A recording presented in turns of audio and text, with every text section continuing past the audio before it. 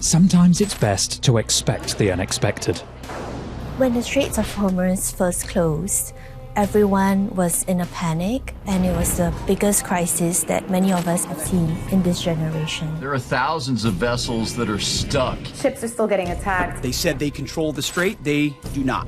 We heard from the International Energy Agency that this is the biggest oil supply crisis ever seen. It is in the world's largest oil-producing region. The Strait of Hormuz is responsible for 20 to 25% of the world's oil as well as gas seaborne trade. So we're talking about 20 million barrels per day. It also meant that a lot of food supplies, fertilizers, and other essential commodities were stuck.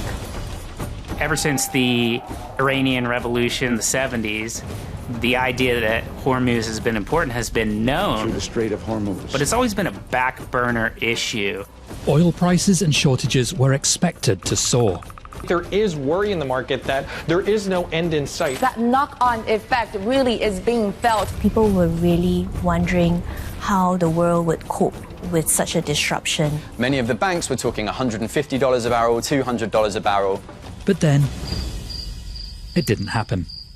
Markets barely blinked at some of the challenging headlines coming from the Middle East. The market has been pretty resilient. Although we did see prices top $126 a barrel, many of those worst fears were never materialized. We saw the market adjust to the crisis in somewhat surprising ways. Price response actually shows how resilient markets can be. So how was the biggest energy crisis in a generation so easily swallowed? And does this ability to cope mean the world has reached peak Hormuz?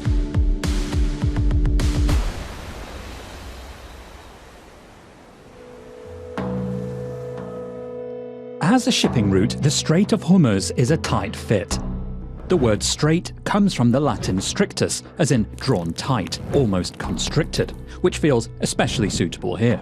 At its narrowest point is just 21 miles wide, which is barely 2 Manhattans worth of width. Prior to the war, we were looking at around 120 to 130 commercial ship movements daily. 50% or so would be oil and gas vessels. You'll remember a few years ago we had the Ever Given blockage through the Suez Canal, which also hit pretty much every commodity market, but the difference there is you can sail the long way around Africa. Hormuz is a true choke point. The president's saying the strait is completely open. Is it in fact on this Saturday morning? The information is quite fluid at present. Mixed messages, this is the theme of 2026. The stop and start nature of the war makes navigating the strait even more complicated. Logistical dangers and risks remain elevated. One of the first reasons ship owners were cautious about sailing through Hormuz, even after the interim peace deal, was the presence of mines. We are talking about really big oil tankers carrying hundreds of millions of dollars worth of oil. So ship owners and owners of these cargoes were very reluctant to expose their vessels to such risk. It's one story getting ships out of Hormuz, it's another one getting them back in. Many owners will be keen to get their vessels and their crews out of harm's way, but they might think twice about making this decision to send ships back in. How much traffic returns to the strait will affect the future of energy and therefore the global economy. And by taking a look at some of the key factors that prevented the full-blown crisis, we can find clues as to how this could play out. The first factor, and perhaps the most subtly obvious, is that the world was already flush with oil. Roughly 20 million barrels a day were prevented from reaching the market. Existing surplus, strategic national reserves and commercial inventory offset 9 million of that. There was a huge release of global stockpiles. It was coordinated by the IEA, and this added a lot of immediate supplies of oil, something like 400 million barrels of oil that came into the market at short notice from storage tanks all over the world. It was this one-time release that really helped as kind of like a blow-off valve. The US released pretty significant volumes from its strategic reserves. Millions of barrels a day of extra oil gushing out of the US to global markets in order to dampen the price impact, particularly in the West. US exports during this time reached a record. In Europe and in the US, we had the extra disposable income to pay up for marginal barrels where that needed to happen. And that meant that in relative terms, the West has been cushioned from the spike compared to some of the poorer nations, particularly Asian nations that were heavily reliant on Hormuz for their crude flows in the first place.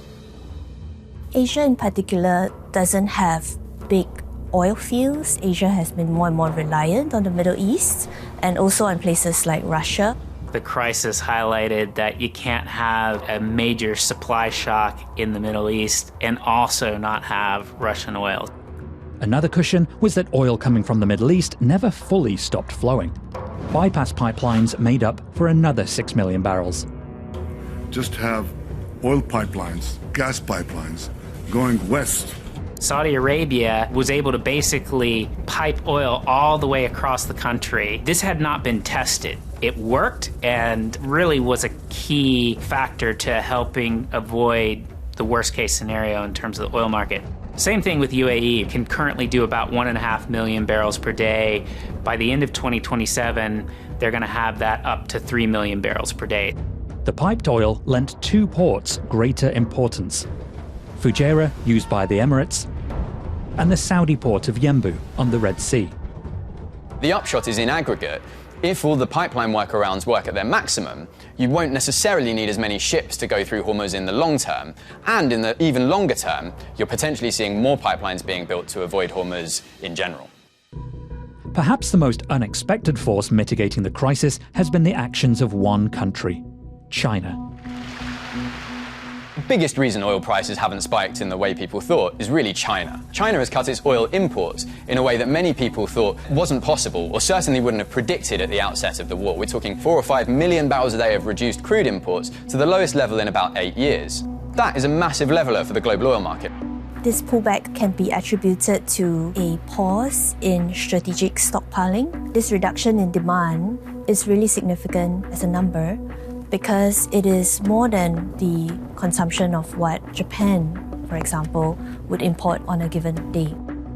In some sense, China did the world a favor. If they had been competing for barrels on the marketplace, quite potentially could have seen more price impact during the closure.